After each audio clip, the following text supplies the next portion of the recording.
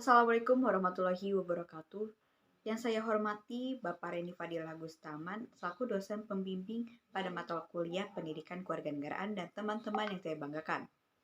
Puji syukur marilah kita panjatkan kepada Allah Subhanahu wa taala dan salawat serta salam semoga tetap tercurahkan kepada Nabi besar Muhammad Shallallahu alaihi wasallam. Adapun topik yang akan kita diskusikan pada diskusi kali ini yaitu tentang hak asasi manusia. Saya Alia Ardelia Absari selaku moderator akan membimbing jalannya diskusi kali ini.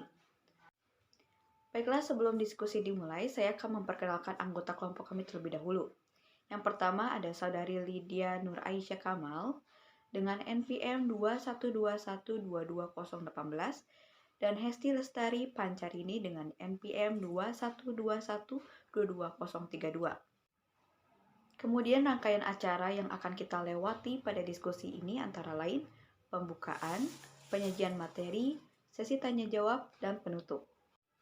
Acara yang pertama yaitu pembukaan. Marilah kita bersama-sama mengucapkan basmalah, Bismillahirrohmanirrohim. Kita masuki acara selanjutnya yaitu penyajian materi. Saya memberi kesempatan kepada penyaji untuk menyampaikan hasil diskusinya. Terima kasih kepada moderator atas waktu dan tempatnya. Pengertian hak asasi manusia. Hak asasi manusia atau yang sering didengar HAM adalah hak-hak dasar yang melekat pada diri manusia. Tanpa hak-hak itu, manusia tidak dapat hidup sebagai manusia pada selayaknya. Menurut John Locke, HAM adalah hak-hak yang diberikan langsung oleh Tuhan Yang Maha Pencipta sebagai hak yang kodrati. Dalam pasal 1 Undang-Undang Nomor 39 Tahun 1999 tentang HAM disebutkan bahwa hak asasi manusia adalah seperangkat hak yang melekat pada hakikat dan keberadaan manusia sebagai makhluk Tuhan Yang Maha Esa, dan wajib merupakan anugerahnya yang wajib dihormati, dijunjung tinggi, dan dilindungi oleh negara, hukum, pemerintah, dan setiap orang demi kehormatan serta perlindungan harkat dan martabat manusia. Hakikat hak asasi manusia sendiri adalah merupakan upaya menjaga keselamatan eksistensi manusia secara utuh melalui aksi keseimbangan antara kepentingan perseorangan dengan kepentingan umum. Begitu juga upaya menghormati, melindungi, dan menjunjung tinggi hak asasi manusia menjadi kewajiban dan tanggung jawab bersama antara individu, pemerintah, atau aparatur pemerintah baik sipil maupun militer, dan juga negara. Macam-macam hak asasi manusia. Yang pertama, hak asasi pribadi atau personal right, yaitu hak kebebasan untuk bergerak, berpergian, dan berpindah-pindah tempat, hak kebebasan mengeluarkan atau menyatakan pendapat, hak kebebasan memilih dan aktif di organisasi atau perkumpulan, hak kebebasan untuk memilih, memeluk, dan menjalankan agama dan kepercayaan yang diyakini oleh masing-masing.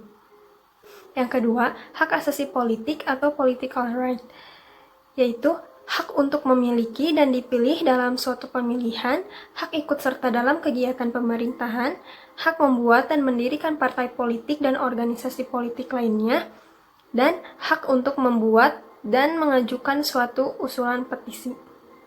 Yang ketiga, hak asasi hukum atau legal equality right, yaitu hak mendapatkan perlakuan yang sama dalam hukum dan pemerintahan, hak untuk menjadi pegawai negeri sipil atau PNS, hak mendapatkan layanan dan perlindungan hukum. Yang keempat, hak asasi ekonomi atau property rights, yaitu hak kebebasan melakukan kegiatan jual beli, hak kebebasan mengadakan perjanjian kontrak, hak kebebasan menyelenggarakan sewa-menyewa, hutang piutang, dan lain-lain, hak kebebasan untuk memiliki sesuatu, hak memiliki dan mendapatkan pekerjaan yang layak. Yang kelima, hak asasi peradilan atau procedural right, yaitu hak mendapat pembelaan hukum di pengadilan, hak persamaan atas perlakuan, penggeledahan, penangkapan, penahanan, dan penyelidikan di mata hukum.